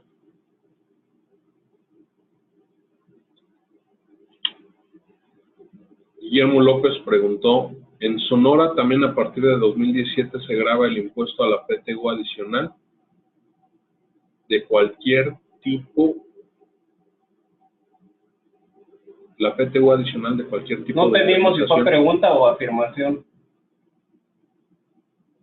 Ojalá y nos aclares, Guillermo. Sería que les decíamos que tendremos que acudir a las leyes locales, ¿no? No es una prerrogativa o que en lo general se encuentre grabada o exenta. Afirmación. Muchas gracias, Guillermo. Sí. Pues otro estado que hace mal las cosas. De hecho, una de las iniciativas que está proponiendo el Consejo Coordinador Empresarial son 2 iniciativas importantes. Número 1, poder reducir la previsión social al 100%, y número 2, quitar el impuesto sobre nóminas en todo el país. Es una barbaridad que en este país te tengas que pagar impuestos por generar empleo. Por hacer las cosas bien. Solo en este país suceden cosas así. Y más el Estado de México. El Estado de México es una vergüenza a nivel nacional. Bueno. Personas morales del régimen de flujos de efectivo y personas físicas. Ellos pueden deducir la PTU al 100%, como es una erogación que no, si bien es cierto no es deducible, es disminuible. Si pagan en mayo, pues en mayo van a poder deducir toda la PTU pagada. Que independientemente de que sea un estímulo, realmente pues no hay un efecto como tal, porque al determinar el resultado fiscal. Es que no es estímulo, el estímulo es para las personas morales del régimen general. Para ellos sí es permitido. De hecho, por eso ahí ni se contempla como una octava parte. Exactamente, ahí es todo.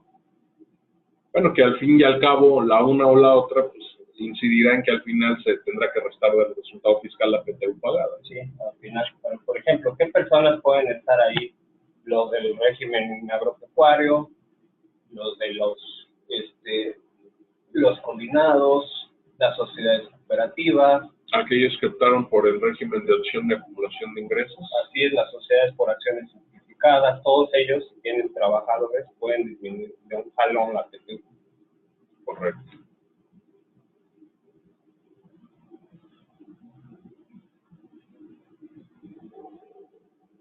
CFDI de PTU. ¿Qué tendríamos que acotar aquí? Pues únicamente que se trata de un CFDI de nómina, que recuerden ya para efectos espérame, a ver, estás adelantando. Entonces tiene que timbrar. Sí. Como salario, es un salario que se tiene que timbrar. Sí, al final de cuentas, para efectos fiscales tiene la figura de salario. Okay.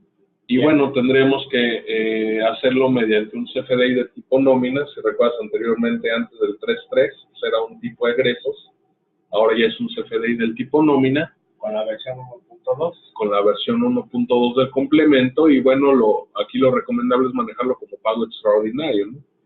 Si finalmente tu software de nóminas te contempla la posibilidad de emitirlo con la segunda quincena y estás en tiempo de que sea cuando lo tienes que pagar de conformidad con la presentación de tu anual, pues adelante, ¿no? Y el tipo de percepción, pues cambiaría nada más el código o clave al 003, que es el concepto de participación de los trabajadores en las utilidades. Entonces, en ese mismo sentido, pues todo normal, como cualquier otro recibo de nómina. No es un recibo especial, ¿no? ¿Puedo hacerlo especial? Sí, puedo hacerlo de carácter especial. La mayoría lo va a manejar como pago extraordinario, ¿no? Una nómina extraordinaria, para poder controlarlo de una manera. Quizás en mayo tengo 5 nóminas o 3 nóminas, dependiendo si pago quincenal o semanal. Sí, a lo mejor en la primera quincena, entonces en la medida que mi software me lo pueda soportar, ¿no? Pero esto es prueba para todo, ¿no? O sea, si no lo timbro, digamos que si lo tengo que timbrar y es prueba para el IMSS, es prueba para efectos locales y es prueba para el propio trabajador y se puede sobre la red. Sí, de hecho, pues jugaría para él como una constancia para efectos laborales. Sí, exactamente. O sea, al final esto va a ser la prueba de que se efectuó el pago de la PTU y que es PTU, ¿no? Porque si cometo el error de meterlo como un bono, porque hay empresas que hacen este tipo de errores, ¿no? O lo meto como parte del salario. Lo pongo como salario, ¿no? En general. Ese sería el peor error que pudiera cometer el patrón.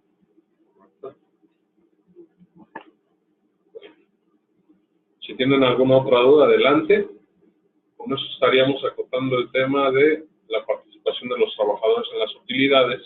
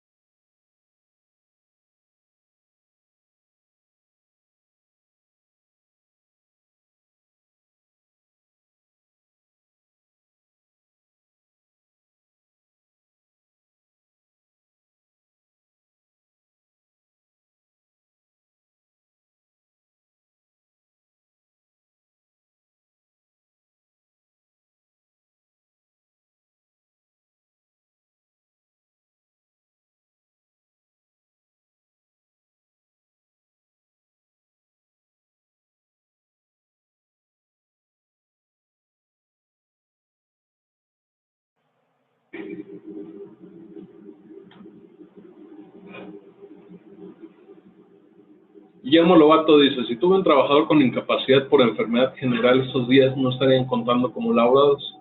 Es correcto, Guillermo. Únicamente se contempla la situación cuando esté, en este caso, incapacitado por un tema de riesgo de trabajo. Es decir, que se entendería imputable al patrón o relacionado con respecto al centro de trabajo. Y que no se trate de situación de embarazo. Sí, que ya sería más bien ahí una incapacidad por maternidad. No escuchamos, ¿pasa algo con el audio? No, estimada Connie, estamos esperando sus preguntas o retroalimentaciones, comentarios. Llegamos, por así llamarlo, a la parte final del curso.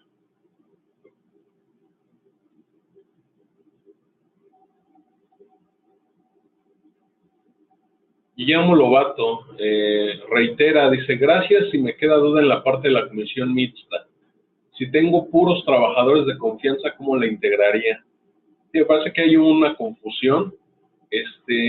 Yo insisto que tendrías que acudir al escalafón, ¿no? No podríamos dejar Lo que pasa es que se combina con otra pregunta que hiciste respecto del tope, cuando se incrementa 20% en relación con el salario sindicalizado, ¿no? Aquí, sin embargo, pues sí tendrías que conformar la comisión, no obstante que tuvieras puros sindicalizados. Supongo que tendrías que tomar a alguien que esté a cargo del tema financiero o que administre como tal tu empresa para efecto de que sea quien te represente a ti. Y algún otro trabajador de otra vía, pensemos que no tenga que ver con esa parte. Independientemente que todos sean de confianza, no creo que tengas 5 administradores generales o 5 contadores, ¿no? Entonces, sería lo que tendríamos que evaluar. Connie Vega dice, ¿existe obligación de emitir CFDI por pago de PTU a exempleados? Es correcto, Connie. Tendremos que hacerlo, obviamente, pues no contamos con un ingreso ordinario, tendremos que hacerlo por la pura parte grabada de la PTU. Guillermo Lobato, correcto, muchas gracias. No, gracias a ti, Guillermo, por escucharnos y estar al pendiente. Juana Ivette Chávez pregunta, ¿los gerentes y directores deben entrar o no en el reparto de la PTU? Estimada Juana, sería en la medida que participen en el gobierno corporativo, dependiendo de qué tipo de sociedad mercantil estemos hablando, ¿no? Acotaba Walter que para el caso de una sociedad de responsabilidad limitada, pues en este caso la autoridad máxima. La autoridad máxima es el gerente. Lo que pasa es que decíamos en la plática que se le llama gerente a cualquier empleado de mayor rango, pero al final es empleado. Entonces, si ese es el caso, tiene que participar. Ok. Connie Vega dice, gracias a ti por seguirnos y estar al pendiente. Seguimos atentos a cualquier otra duda o comentario que quieran agregar.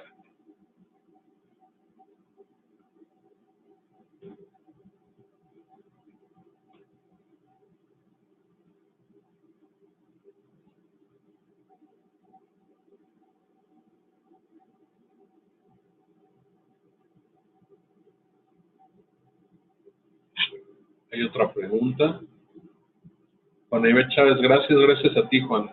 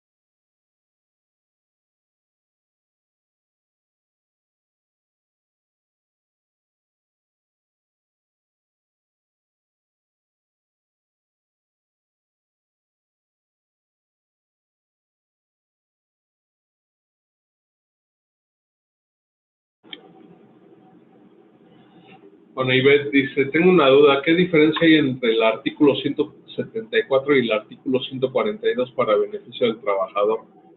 Pues mira, estimada Juana Ivette, usualmente si manejamos bases fijas o salarios ordinarios fijos, lo más común es que por proporcionar mejor el impuesto en dicha mecánica, la opción de reglamento te dará una retención menor, lo cual pudiera pensarse que es pues en beneficio del trabajador, pero en algún momento el destino lo alcanzará, ya sea cuando él presente su declaración anual o cuando tú le realices el cálculo anual del impuesto sobre la renta, por lo que habría que evaluarlo y inclusive dejarlo bien documentado, ¿no? Porque luego usualmente los trabajadores suelen reclamar el tema del impuesto. Digamos que es flujo, ¿no? Anticipo, ahorro ahorita, pero pago después. Okay. O pago ahorita y ya, acabo. Ana Herrera pregunta, dice, buenos días, el año pasado estuve en 2 trabajos diferentes y al llamar me dijeron que las utilidades me serán entregadas en junio si es que hubiera. ¿La fecha que manejan es legal? Si fue patrón persona física, sí. Los patrones personas físicas traen un mes de desfase porque ellos presentan la anual justamente, fíjate que es chistoso, pero ahora si presentan la anual el 15 de mayo, a partir del 15 de mayo tendrán que contar 60 días. Ahora bien, si fue persona moral, es a partir de mayo. Sin embargo, muchas empresas acostumbran que en mayo le pagan a sus trabajadores en corriente o los que están ahorita laborando, y en junio les empiezan a pagar a los que trabajaron el año pasado y ya no laboran. En concreto es ilegal, debió ser en mayo, pero bueno, no hay problema. Recuerda que tú tienes un año completo para hacer valer el pago de la PT. Entonces, si te pagan en junio, yo no le veo mayor problema. Puede ser también un tema de flujo de la empresa, ¿no? Mejor tiene el cheque, pero le dice, bueno, hasta junio. Eso es muy importante. Fíjate que la pregunta es, ¿se paga con transferencia o se paga con cheque? Pues para efectos laborales lo mejor es dejar constancia documentada, ¿no? Que incluso tenga la firma de recibido, en este caso más allá de una simple póliza, ¿no? Que haya copia del documento, es decir, en este caso el título de crédito con que se pagó. Fíjate que aprovechando esto que estás platicando, me ha tocado ver empresas que le dan a fulanito y a menganito el PTU, el cheque, lo cobran en efectivo y se lo regresan al patrón. Wow. Ni México, por eso gobierna el PRI, ¿no? El PRIAN. Ana Ivette de nuevo dice, una pregunta para el cálculo de impuestos sobre la renta. Yo tomé la base del último sueldo ordinario y comisiones. Supongo que ese cálculo 174. el que nos está diciendo lo opcional, debería ser el salario ordinario, ¿no? Sí, el que percibes, ¿no? En el mes. Que si lo pagas por quincenas o semanas se vería ajustado hasta el último pago de nómina, ¿no? Cuando son, pensemos, percepciones variables, ¿no? Que usualmente cualquier empresa debiera tenerlas por las simples incidencias que hay en la nómina. Bueno, habrá que ver si las comisiones son variables, porque entonces sí sería a lo mejor un promedio de... Okay. Pero para el pago de la PTU, para la base de salarios, pero para nada más para eso.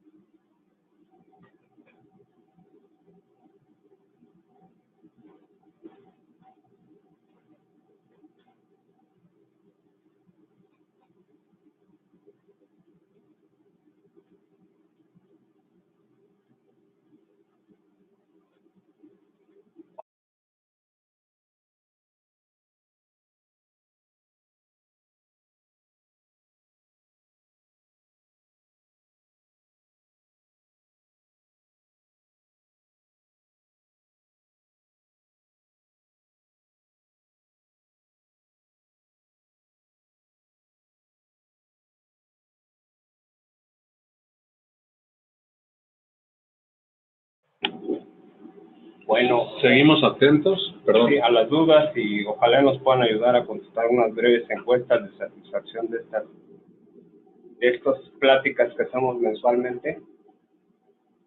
Espero les haya sido de utilidad. Y bueno, que también nos dejen sus comentarios sobre qué temas les gustaría que platicáramos. Y nada más, ¿no? No sé si tú quieras agregar algo.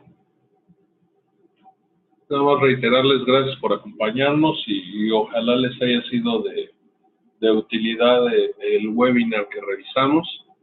Seguimos atentos y finalmente redundar en lo dicho, ¿no? Que nos apoyen por favor con las encuestas.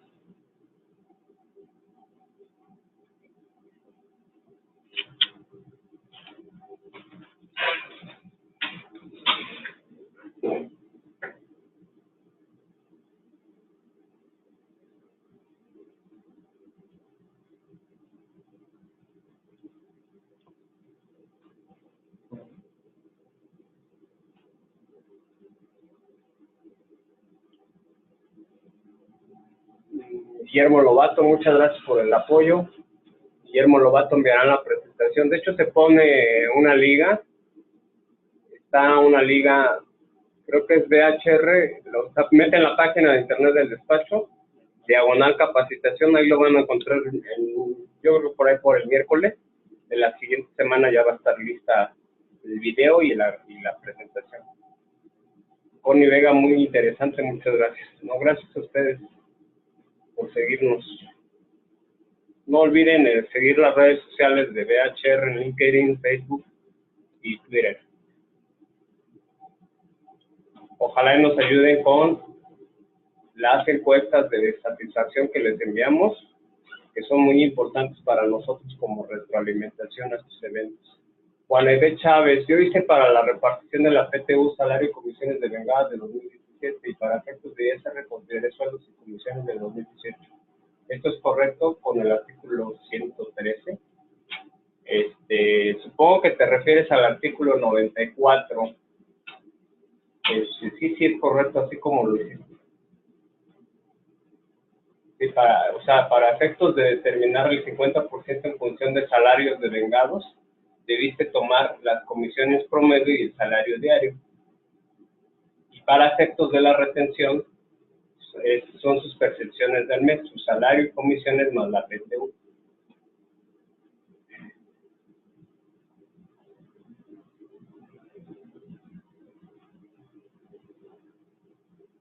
Gracias por la información, saludos, muchas gracias. No, gracias a ustedes.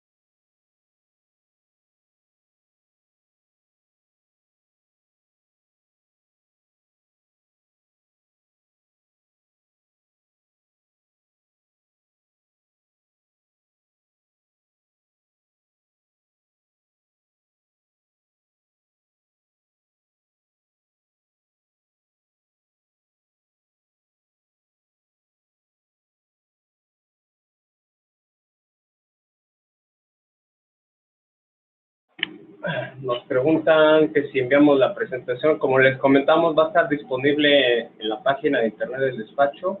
Le dan DHR, googlean DHR, Enterprise Worldwide México. Ya que abran, le ponen una diagonal, luego capacitación, ahí donde la van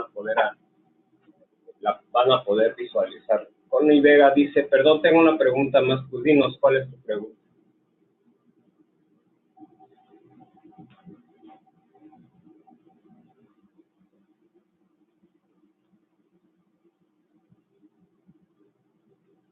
Estamos pendientes, por favor, de que nos apoyen con sus últimas dudas y con el llenado de los cuestionarios. Tengo empleados a los cuales les pago por salario base y comisiones sobre ventas. Debo considerar las percepciones por comisión para el reparto de la PTU.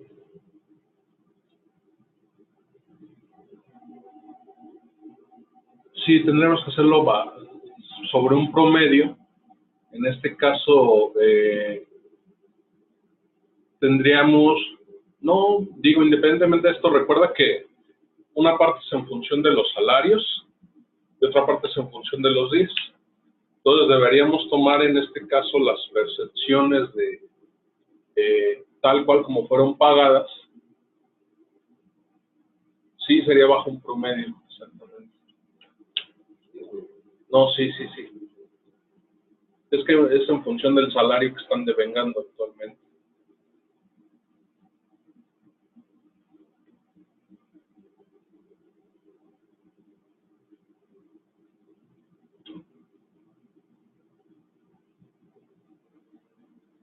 Ahora, respondiendo a la específica de tu pregunta, pues sí, sí tenemos que considerar las percepciones por comisión, que finalmente forman parte del salario. Es una parte del salario que no es de cuantía conocida.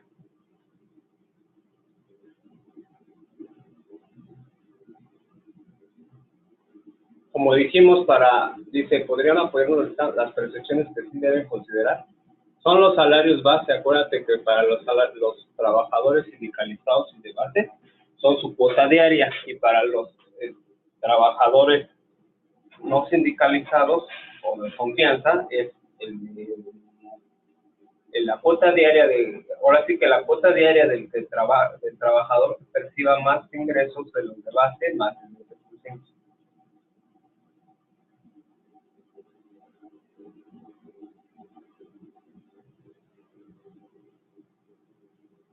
Connie, los bonos por eficiencia también se consideran, no únicamente el salario cuota diaria, estimada Connie.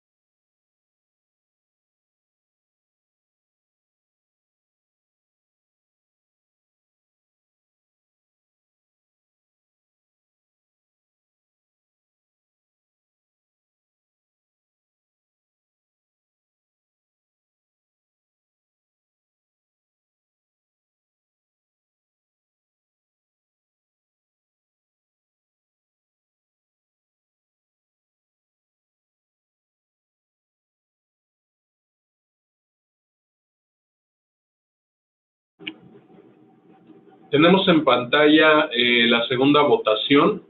Por favor, si pudieran apoyarnos, les agradecemos infinitamente.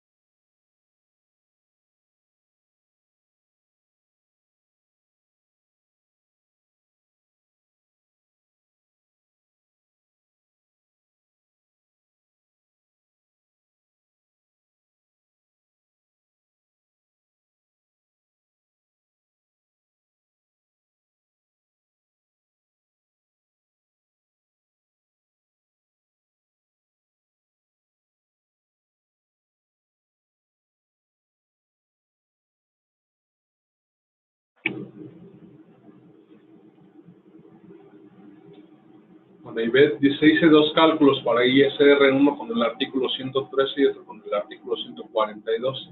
El impuesto es menor, pero tengo la duda qué cálculo debo de tomar para la retención de ISR o cuál es su recomendación. ¿Cuál puedes tomar? Cualquiera de los dos. ¿Cuál es nuestra recomendación? No es como un saco a la medida. Usualmente lo que pretende el reglamento es que la retención sea menor, pero habría que ver la situación de si se trata de un trabajador que presenta declaración anual, si tú eres quien le tiene que hacer directamente el ajuste anual por salarios, si sus percepciones son fijas o son variables. Entonces, si no es como una receta de cocina, estimada Juana. Tendrías que ver en lo particular, digo, tienes habilitado poder optar por cualquiera de las dos situaciones.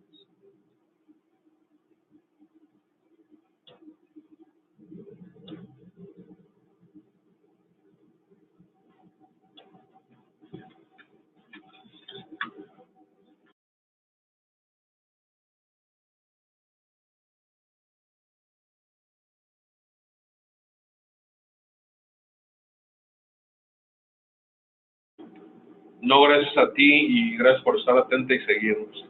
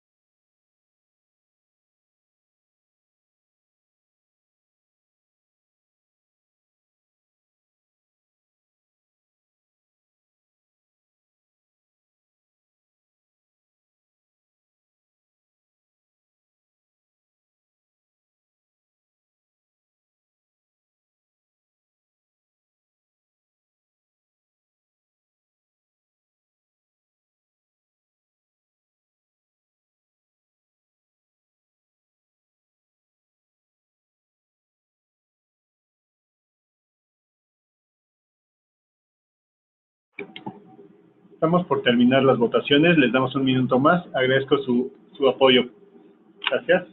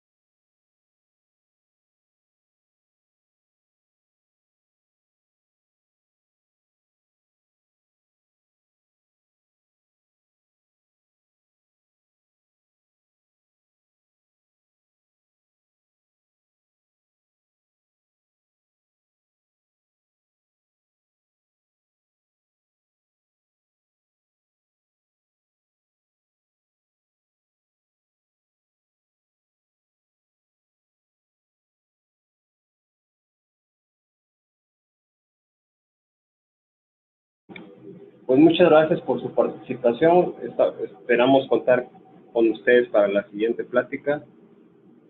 Gracias, que tengan excelente tarde. Buen día, hasta luego.